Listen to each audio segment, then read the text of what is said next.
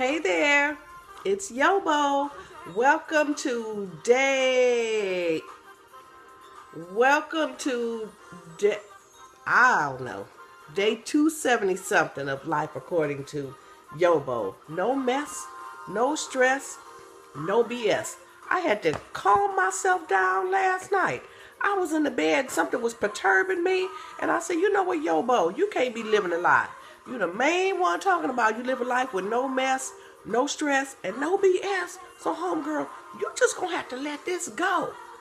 That's the way you gotta talk to yourself. When you feel yourself, your little nerves creeping up on you, woo, you got to put the brakes on. You got to tell yourself, no, we ain't going out like that. Well, welcome back. I don't know what day it is, but I'll find out when I post the message. Okay, let me pause the music. Let's continue in our series. Believe it or not, it's still the Maddie Bertha Canton Bowie series. I received a call this morning from my daughter who had watched Ayanla Fix My Life. And as she was telling me the story, I knew the way it was going to end. But the amazing thing is when it started, it was about a mother and a daughter. And they had a violent relationship, a violent physical relationship where they would fight. The mother pulled a gun on the daughter, that kind of crazy stuff happening in a household. Immediately, I knew where it was going. So when the Ayanla talked to the mother's mother, then she had had a volatile relationship with her mother. So now it was the daughter fighting her mama. And then when they talked to the daughter's grandmama, when they brought Big Mama in, it was the same thing. And they asked Big Mama, come on now, talk to your daughter, woman to woman, not mother to daughter. Tell her what happened to you. And we could see how the cycle continued to repeat itself. So now we're looking at the 21-year-old daughter. What have you all learned so far? Come on, tell me what you've learned in this series. You want me to give you some help? Okay, I'll help you. She does not need to have children until she get all her issues resolved. She got a lot of baggage because you see how this stuff has been passed down from generation to generation. Big Mama's mama picked on her. Big Mama then picked on her daughter. The daughter picked on the 21-year-old now, and there's 3 more daughters under her. I told you all before. Why do rich kids grow up to be rich adults? The same reason poor kids grow up to be poor adults. You gotta see one to be one. So now we need to take a good look at ourselves. Do we want to bring children into the world and have them grow up to be some mini me's, some mini us's? Only you can answer that question. Well, we're going to continue in our series. We're looking at relationships. What happens? How do we get here? How do we end up having these kids with these jacked up lives? How do we become so jacked up? Telling you, it's a cycle. I took my notes from Apostle Ron Carpenter. So everything I'm sharing now, this ain't YoBo. This is him, but it's so good, and I'm telling you, it's going to help you. He said, no father in the home. If you are raised in the home with no father, you are 500% more likely to be poor. Not 5%, not 50%, not 100%. Okay, 100% just means if it's 100 kids and all of them grow up in a house. No, is that what it means? No, if it's just you. I don't know what it means. I don't know percentages. I got to ask my son. He's smarter than I am. But I tell you what, I know 500% is a whole lot. I know what that means. If you are a single woman, you have not yet had children, you are not in a relationship with a man. I ain't talking about your boo, your FB, y'all call that, the new people call it friends with benefits. My generation, we called it something else. We called it your F buddy. However you want to label it. Friends with benefits sound a little bit nicer than F buddy. Call it what you want to.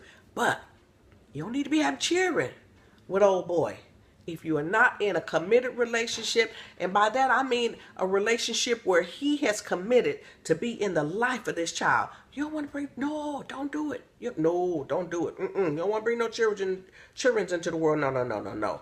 Statistics have proven a fatherless child has a much higher chance to be incarcerated. These are statistics.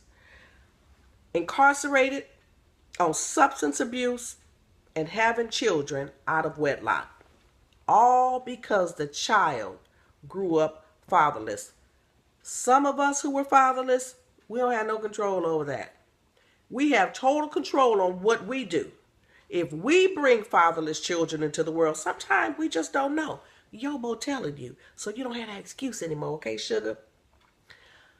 A child growing up in a house without a father is 100% more likely to drop out of school. No father in the home doubles the risk of growing up with physical, emotional, and educational neglect. Physical, because somebody needs some health insurance to take you to the doctor and to the dentist. Emotional, mama got her issues. She might be mad at daddy. And if you look like daddy, oh, every time she look at you, she gonna flash back on that no good joker and go off all over again. But what YoBo tell you? It has nothing to do with you. That's mama's issue. And educational neglect. Mama could be the smartest person in the world, but if mama's working 2 jobs just to keep food on the table, she can't sit down at the table with you and go over homework. Ladies, we have got to hit the brakes, and we have got to stop the cycle which we have created. The good news is we have the power and we can stop it. These 4 stats were just 4 out of 20 stats. I'm not even going to go to it because y'all know how to Google it. Find this information for yourself. So when we're looking at 500% more likely to be incarcerated, what I tell you, just because a father has no child in his life, you start off at a disadvantage according to statistics. That don't have to be you. My family don't fit into the statistics. That's why people look at us and say, how did you all get there from Compton? Because just because those are the numbers, we're looking at when you compile all the numbers together. So if that child is 500% more likely to be at risk, that doesn't mean all of them are.